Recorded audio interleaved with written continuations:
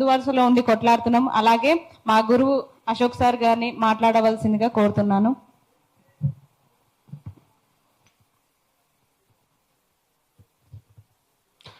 Round table సమావేశం చాలా తర్వాత ఒక నిరుద్యోగ అంశం మీద రౌండ్ టేబుల్ సమావేశం ఏర్పాటు చేయడం శుభసూచకం.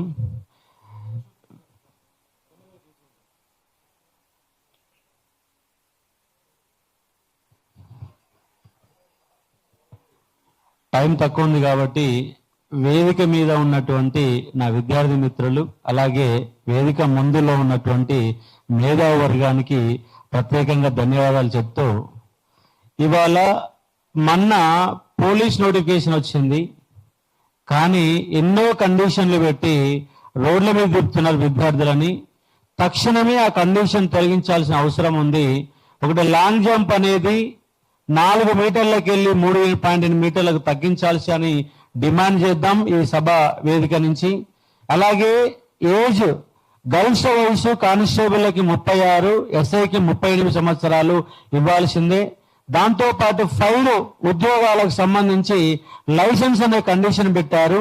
ఈ మూడింటి వల్ల ప్రభుత్వానికి వచ్చే నష్టం ఏమీ లేదు. ఎక్కువ మందికి అవకాశం ఉంటది, రాసుకోవడానికి అవకాశం ఇవ్వాల్సిందిగా ఈ సభ నుంచి నేను డిమాండ్ చేస్తా ఉన్నాను. ఇంకోటి ఏంటంటే, ఇవాళ దేశంలో ఆగమయ్యేది ఎవరు సార్ అంటే ఒక నిరుద్యోగి మాత్రమే. ఇవాళ మహిళలకు బడ్జెట్ ఉంది, రైతులకు బడ్జెట్ ఉంది, ఎన్నో రకాల కార్యక్రమాలు చేస్తున్నారు, కానీ నిరుద్యోగులు మాత్రం ఏ ప్రభుత్వాలు పట్టించుకోవడం లేదు. ఇవాళ దేశంలో ప్రతి సంవత్సరం 80 లక్షల మంది రోడ్ల మీదకి వస్తూ ఉన్నారు డిగ్రీలు పూర్తి చేసుకొని. 80 లక్షల మంది రోడ్ల మీదకి వస్తే దాంట్లో 10 లక్షల మందికి మాత్రం ఉపాధి దొరుకుతుంది. మిగిలిన 70 లక్షల మందికి ఇలా ఉపాధి ఉన్నదా అంటే లేనొక పరిస్థితి. ఇవాళ తెలంగాణలో కూడా ప్రతి సంవత్సరం 5 లక్షల మంది డిగ్రీ పూర్తి చేసుకుని రోడ్డు మీకు వస్తున్నారు, కానీ ఎంప్లాయ్మెంట్ ఉందా అంటే లేదు. మరి ఏంటి నిరుద్యోగ సమస్య పరిష్కారం? ఒకటి, మనకు 2 రకాల ఉద్యోగాలు ఉన్నాయి. ఒకటి ప్రభుత్వ ఉద్యోగాలు, 2 ప్రైవేట్ ఉద్యోగాలు. ప్రభుత్వ ఉద్యోగాలు మాత్రం అవుట్ సోర్సింగ్ ద్వారా నింపేసుకొని వాటి కూడా ప్రైవేట్ పరం చేశారు. పోర్క్ అవుట్ సోర్సింగ్ జీతాలు మాత్రం ప్రైవేట్ కంటే కూడా చాలా తక్కువలలో అవుట్ సోర్సింగ్ ద్వారా ప్రభుత్వాలు బడ్జెట్ మిగిల్చుకునే ప్రయత్నం చేస్తున్నారు. అది సావనీయదు, బతకనీయదు. అవుట్ సోర్సింగ్ అవడం పర్మనెంట్ అవుతున్న బాధతోటి 18,000తోని, 13,000తోని, 22,000తోని జీవితాంతం కుటుంబాలని నడపలేక అవుట్ సోర్సింగ్ పేరుతో ఇవాళ ప్రభుత్వాలు దగా చేస్తున్నాయి ఉద్యోగాలు ఇవ్వకుండా. దాంతో పాటు 2 లక్షల ఉద్యోగాలు ప్రభుత్వ ఉద్యోగాలు ఇస్తామని చెప్తున్నారు. ఖాళీలు లేవు అంటే ఖాళీలు ఉన్నాయి, ఇస్తున్నారంటే ఇస్తలేరు. ప్రభుత్వాలు ఏ వచ్చినా మోసపోయేది నిరుద్యోగే. మనం ప్రభుత్వంలో ఉన్నటువంటి ఉద్యోగాలు నింపాలని ఒక డిమాండ్ గత 45 రోజులుగా దిల్షునగర్ లో, ఆర్టిస్ట్ క్రాస్లో, ఉస్మానియా సీట్లో ఉద్యమాలు నడుస్తున్నాయి. కానీ ఇప్పుడు మనము నిరుద్యోగులు అనే వాళ్ళు ఇవాళ ఒక లీడర్లు అనే వాళ్ళు ఒక 40 మంది తయారయ్యారు. ఆ 40 మందిని ఏకఛత్రాల మీదకి వస్తేనే మనం నిరుద్యోగ ఉద్యమాన్ని ముందుకు పోతుంది, సమస్య పరిష్కారం అవుతుంది. లేదంటే ఎవరికి వారు ఉమనా తీరుగా ఉన్నట్టుంటే మాత్రం ఈ సమస్య ఇట్టనే ఉంటది, కొట్లాడుతూనే ఉంటాం. పరిష్కారం దొరుకుద్దా అంటే దొరకదు. కానీ ప్రభుత్వ ఉద్యోగాల కోసం అందరం కల్పించి ఒక జేఏసీగా ఫామ్ అయి నిరుద్యోగ ఉద్యమాన్ని కొత్త రూపంలో తీసుకుపోవాల్సిన అవసరం ఉంది. దానికోసం నిరుద్యోగులు అనే వాళ్ళు ఆలోచన చేయాలా. మన సోషల్ మీడియాలో యుద్ధం చేస్తున్నాం, రోడ్ల మీద యుద్ధం చేస్తున్నాం. 100 మందితో అక్కడితో ఆగిపోతా ఉంది. దానివల్ల సమస్య పరిష్కారం కాదు. ముందుగా ఉద్యోగాలు డిఎస్సీ కావచ్చు, గురుకులాలు కావచ్చు, పోలీస్ నోటిఫికేషన్ కావచ్చు, గ్రూప్స్ కావచ్చు, ఏదైనా అన్నిటి సమస్య పరిష్కారం కోసం ఒక జేఏసీగా ఏర్పడి ఒక 40 మందిని ఒక వేదికపై తీసుకొచ్చి అందరం కలిసికట్టుగా ప్రభుత్వం యొక్క మెడలు ఉంచాల్సిన అవకాశం చేస్తేనే న్యాయం జరుగుతుంది. ఇక ప్రైవేట్ రంగంలో ఉద్యోగాలు, ఈ యొక్క రేవంత్ రెడ్డి గవర్నమెంట్ వచ్చినాక ప్రైవేట్ రంగం అనే అంశమే మర్చిపోయినాం. పెట్టుబడులు వస్తున్నాయంటే పెట్టుబడులు రావడం లేదు, ఉద్యోగాలు వస్తున్నాయంటే ఉద్యోగాలు రావడం లేదు. మరి ఏంటి పరిష్కారం? తెలంగాణ పబ్లిక్ సర్వీస్ లెక్కల ప్రకారం 31,56,000 మంది టీఎస్పీ దగ్గర పేర్లు నమోదు చేసుకున్నారు. కానీ మీరు ఇచ్చిన టీఎస్పీ ద్వారా ఇచ్చిన ఉద్యోగాలు 1,00,000 లోపే ఉన్నాయి తప్ప ఇప్పటి వరకు ఎక్కువ కాలేదు. పేర్లు నమోదు చేసుకున్న వాళ్ళు 31 లక్షల మంది ఉన్నారు. దాని బయట వాళ్ళకి 20 లక్షల మంది ఉంటారు. తెలంగాణలో 50 లక్షల మంది నిరుద్యోగ వ్యవస్థ ఇలా కొనసాగుతుంది. అందరూ 10,000, 15,000, 20,000 రూపాయలతో ఎంతో చేసేవాడికి, బీటెక్ చేసిన వాడికి 15,000 రూపాయలు కూడా రానుక పరిస్థితి వాళ్ళ తెలంగాణలో ఉంది.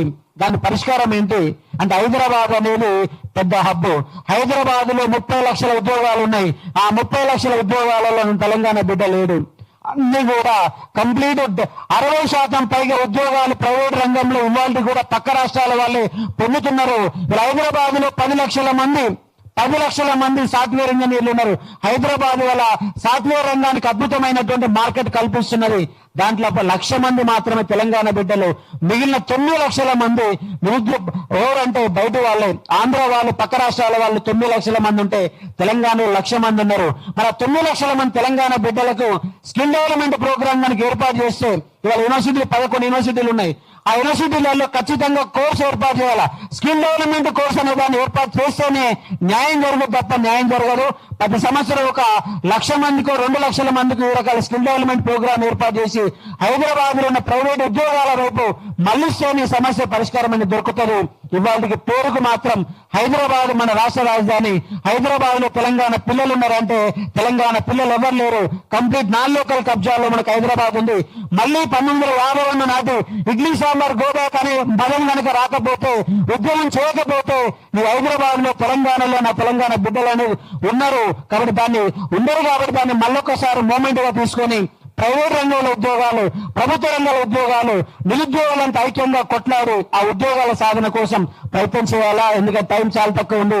అందరు రౌండ్ టేబుల్ సమావేశం అంటే అందరూ మాట్లాడాలి, శ్రోతలు ఉండరు, అందరు వక్తలే ఉంటారు. కాబట్టి ఆ టైం దృష్టిలో పెట్టుకొని మాట్లాడడం జరుగుతూ ఉంది. కాబట్టి మనం ఈ అంశాల మీద మళ్ళీ కూడా డిస్కషన్లు పెట్టుకుందాం.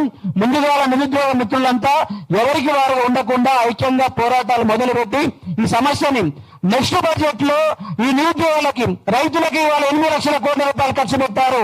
ఈ 10-12 నెలల కాలంలో 8 లక్షల రూపాయల వినియోగంలోకి వచ్చినాయా? రీసెర్చ్ జరిగిందా?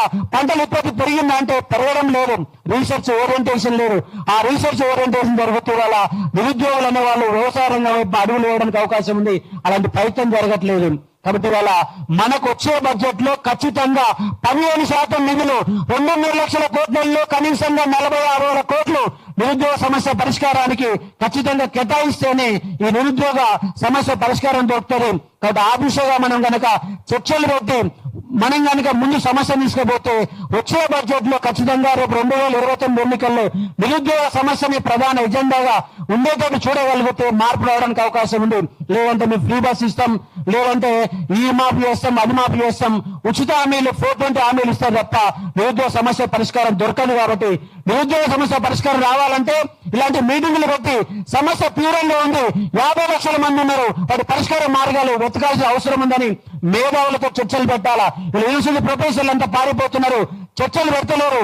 తెలంగాణ ఉద్యమ కాలం లాంటి చర్చలు వారం కూడా జరిగేది. కాబట్టి ఆ విధంగా నిరుద్యోగ సమస్య పైన చర్చ యొక్క వేదికలు మనకి ఏర్పాటు చేసే సమస్య పరిష్కారం దొరకడానికి అవకాశం ఉందని చెప్తా ఉన్నాను. సమయం దృష్టిలో పెట్టుకొని నా యొక్క అంశాన్ని క్లోజ్ చేస్తా ఉన్నాను. Thank you. నెక్స్ట్ హైందవి అక్క గారిని మాట్లాడవలసిందిగా కోరుతున్నాను.